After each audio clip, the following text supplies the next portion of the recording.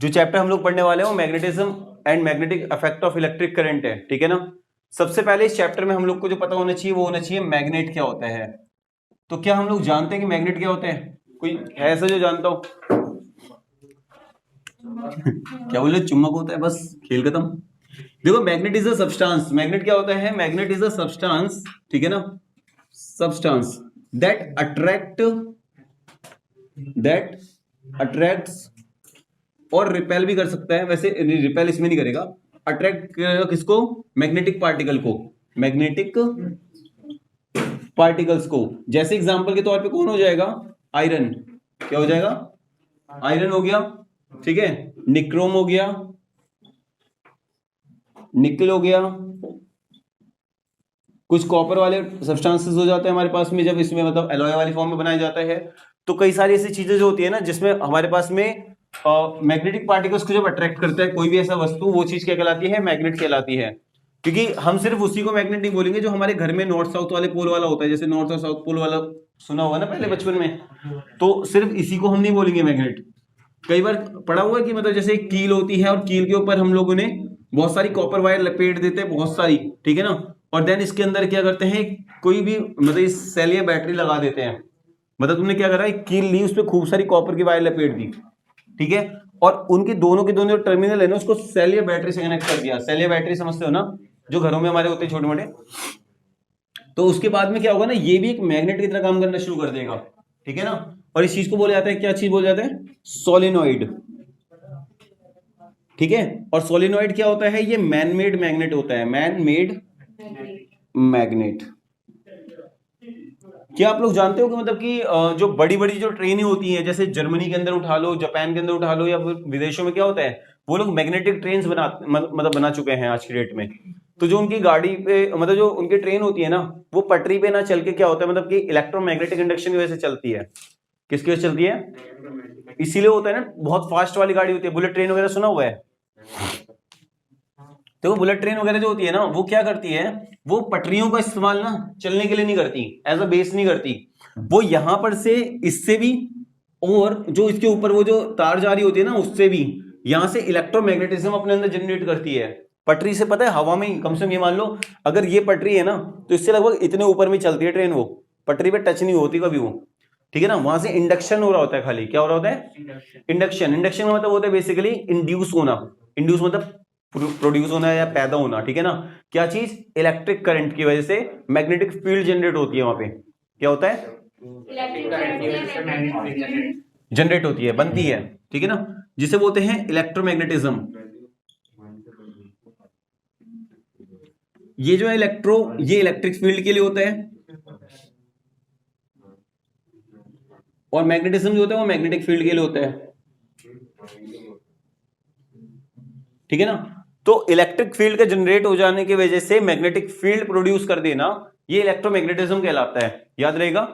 अब मैंने बताया मैग्नेट क्या होता है, एक ऐसा कोई भी पर्टिकुलर सब्सटेंस जो कि हमारे पास में अट्रैक्ट करता है किसको? मैग्नेटिक पार्टिकल्स को। तो these are called the magnet, याद रहेगा। क्वेश्चन बनता है आपके पास में बहुत बार कि मैग्नेटिक फील्ड क्या होती है।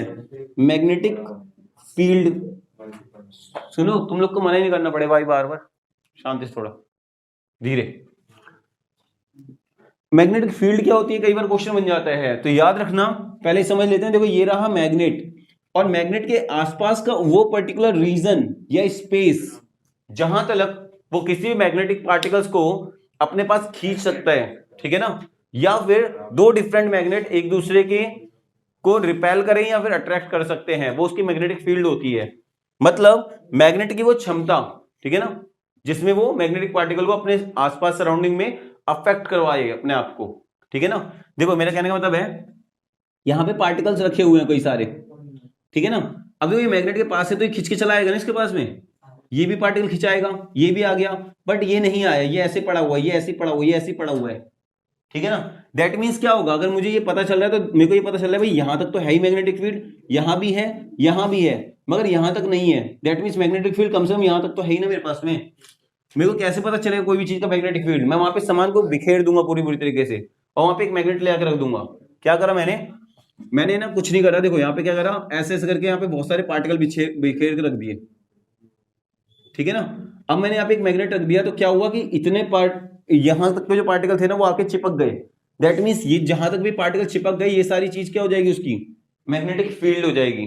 ठीक है, अब मैग्नेटिक फील्ड की अगर डेफिनेशन कोई बोलता है तो याद रखना, मैं वीडियो में बोल देता हूं, आप लोग लिख भी लेंगे। ठीक है ना, तो magnetic field may be defined as the region, region spelling पता है ना, REGION, रीजन, ये स्पेस।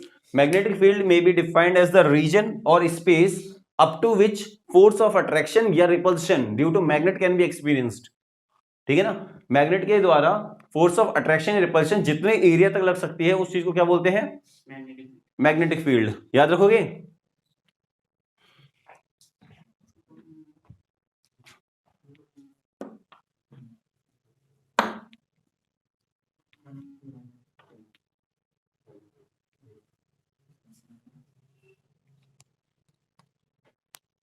अब देखो क्या होता है, मैग्नेटिक फील्ड जो होती है हमारे पास में, इसको आप लोग डिनोट करोगे।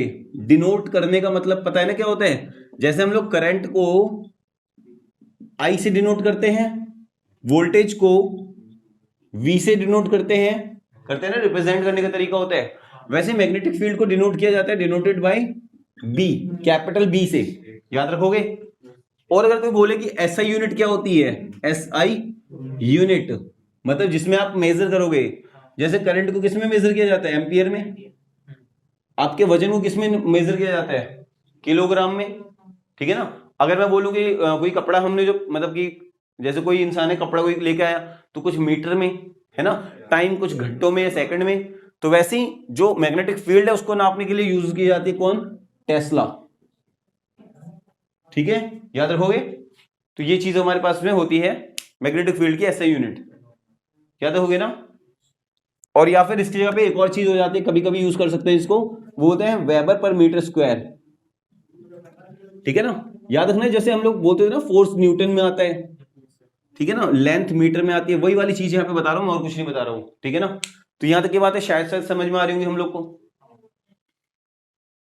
इसके बाद में आपके पास में देखो क्या चीज आ रही है बच्चों, ये हो गया, ओके, ये भी हो गया, बाइट-सैवर्ट लॉ। ठीक है,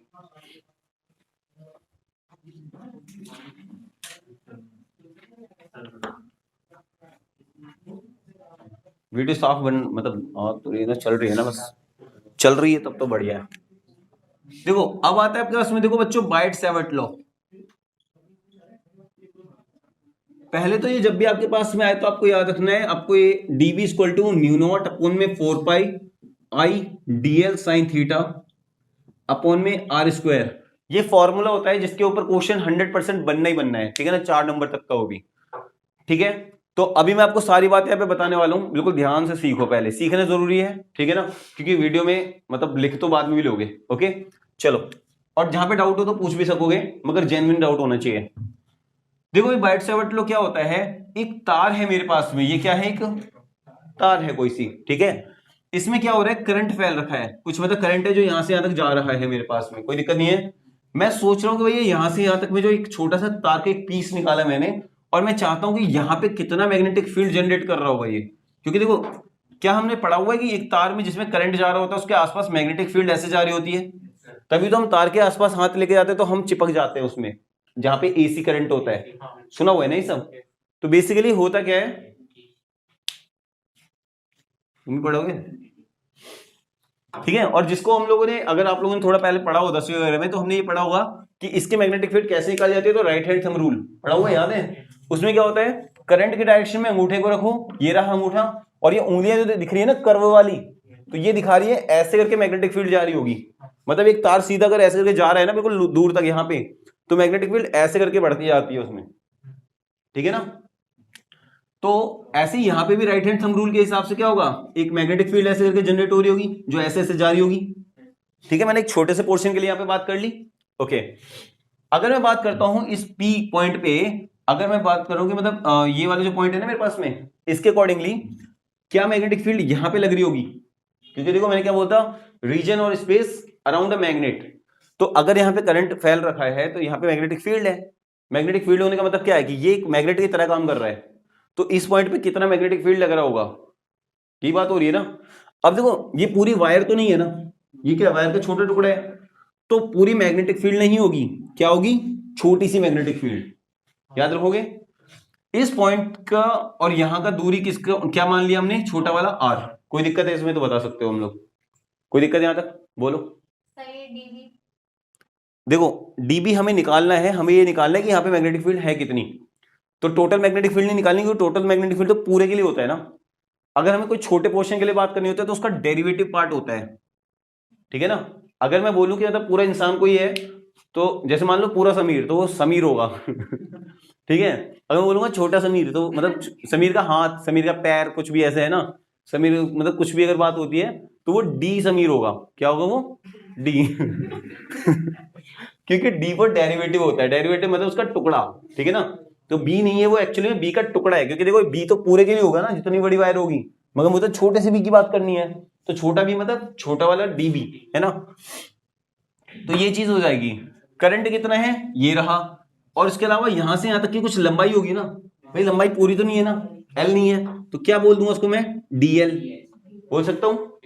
ओके, एक बात और समझ लेते हैं, जैसे पॉइंट ऑफ ऑब्जर्वेशन होगा ना हमारे पास में, वो यहां से दूरी तो इसकी आर है, और एक काम करो, एक तो दूरी यहां तक की मान लो जो ये वाला पॉइंट है, और एक दूरी ये वाली मान लो यहां तक के लिए, ठीक है ना। और यहां तक के लिए इसका जो मतलब एंगल होगा कितना होगा, थीटा, थीटा है वो, ठीक है, ऐसा वाला साइन है वो थीटा। कोई दिक्कत है यहां तक, ओके। तो अकॉर्डिंग टू, देखो बुक जब पढ़ोगे ना तो उसमें सारी बातें वैसे लिखी हुई हैं, मगर मैं पहले बता देता हूं। सबसे पहले आपको डायग्राम बनाना होगा समझ के, और फिर यहाँ पे एक बहुत बड़ी सी चीज, मतलब इतनी बड़ी चीज लिखनी होगी, ठीक है। वो क्या चीज लिखनी है मैं बोल देता हूं, आप वीडियो में देख के लिख लेना। According to Biot Savart law, current flowing through a conductor having length L, ठीक है ना, और and having the magnetic field in the clockwise direction according to the right hand thumb rule, then at point P which is placed at distance r apart having angle theta between initial और final length की positions, ठीक है। तो जो magnetic, then the magnetic field due to this wire may be given as, okay क्या हो जाएगा, तो पहली बात कि जो मैग्नेटिक फील्ड होगी ना वो डायरेक्टली प्रोपोर्शनल होगी टू करंट। क्या बोला मैंने, तो इस चीज को लिखने के बाद में आप पहले क्या लिख दोगे, इसके बाद क्या लिखोगे यहां पे लाइन में, चलो मैं लिख ही देता हूं, dB is directly proportional to I, because dB directly proportional to the current, तो dB is directly proportional to current हो गया, क्योंकि करंट तो सब जगह सेम होगा ना भाई, ठीक है ना। लंबाई जो होती है उसको हम डीएल बोल सकते हैं, मैग्नेटिक फील्ड को हम डीएल बोल सकते हैं, करंट को हम क्या बोलेंगे सीधा, आई। तो dB is directly proportional to I, directly proportional I का मतलब समझ रहे हो ना, क्या कि जैसे अगर मैग्नेटिक फील्ड बढ़ेगी तो करंट भी बढ़ेगा, करंट बढ़ेगी तो मैग्नेटिक फील्ड भी बढ़ेगा। दूसरी बात, डीबी यानी मैग्नेटिक फील्ड जो होगी वो डायरेक्टली प्रोपोर्शनल होगी, डायरेक्टली प्रोपोर्शनल टू एंगल, यानी dB is directly proportional to theta, ठीक है ना। और क्योंकि as angle are small, angle जो है कैसा है, स्मॉल, तो हम लोग क्या बोलेंगे, थीटा को, थीटा की जगह पे हम बोल सकते हैं साइन थीटा, क्या बोल सकते हैं। तो ये डीबी जो होगा ना, देखो डीबी को डीबी लिख दो और डायरेक्ट प्रोपोर्शनल को ऐसे लिख दो, और थीटा की जगह लिख दो साइन थीटा।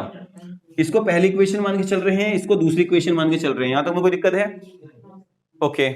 थर्ड पार्ट में आप बोलोगे dB is directly proportional to length of